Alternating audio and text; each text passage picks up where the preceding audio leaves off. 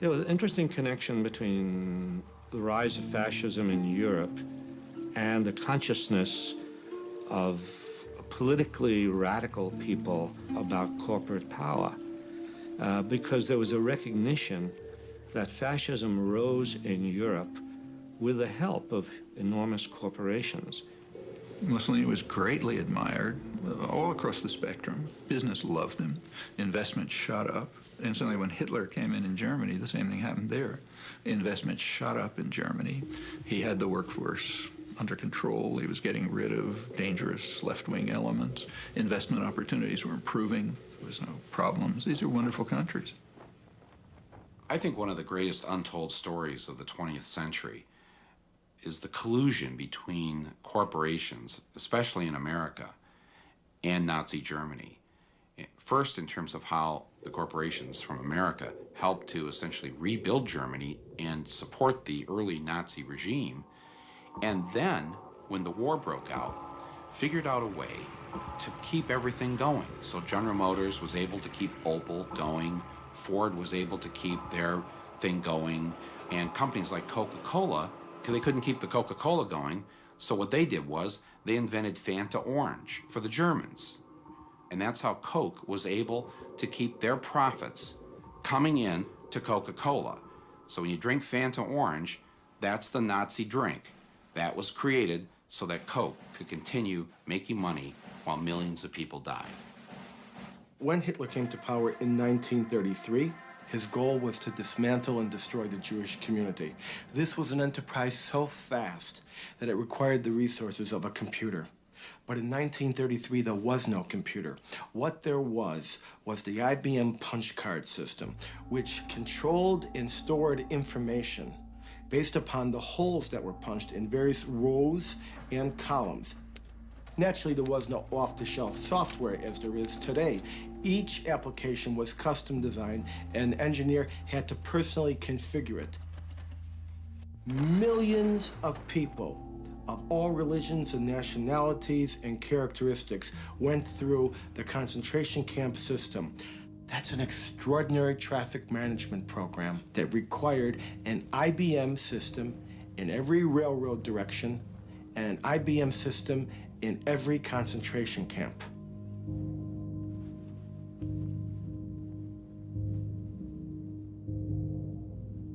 Now, this is a typical prisoner card. There are little boxes where all the information is to be punched in. We compare this information to the code sheet for concentration camps. And here you see Auschwitz is 1, Buchenwald 2, Dachau is 3. Now, what kinds of prisoners were they? They could be a Jehovah's Witness for 2, a homosexual for 3, communist for 6, or a Jew would be 8. Now, what was their status? 1 was released, 2 was transferred, 4 was executed, 5 was suicide, and 6. Code 6, Sonderbehandlung, special treatment, meant the gas chamber or sometimes a bullet. They would punch that number in, the material was tabulated, the machines were set, and of course, the punch cards, by the millions, had to be printed, and they were printed exclusively by IBM, and the profits were recovered just after the war. I really do believe that that particular accusation has been fairly discredited as a serious accusation. That is, the fact that they have used equipment, that is a fact. But how they got it, how much cooperation they got, and any kind of collusion trying to connect dots that are not connected, I think that's the part that is discredited. Generally, you sell computers and they're used in a variety of ways, and you always hope they're used in the more positive ways possible. If you ever found out they are used in ways that are not positive, then you would hope that you stop supporting that. But do you always know? Can you always tell? Can you always find out? IBM would, of course, say that it had no control over its German subsidiary. But here on October 9th of 1941, a letter is being written directly to Thomas J. Watson with all sorts of detail about the activities of the German subsidiary. None of these machines were sold. They were all leased by IBM, and they had to be serviced on site once a month, even if that was at a concentration camp such as Dachau Buchenwald. This is a typical contract with IBM and the Third Reich, which was instituted in 1942.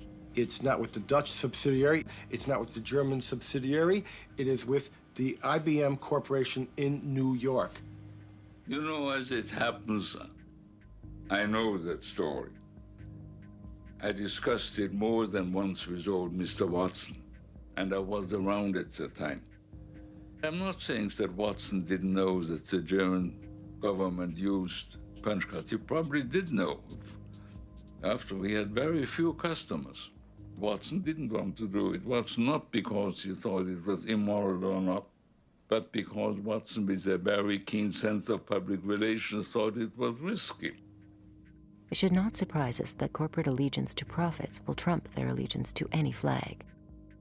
A recent U.S. Treasury Department report revealed that in 1 week alone, 57 U.S. corporations were fined for trading with official enemies of the United States, including terrorists, tyrants, and despotic regimes.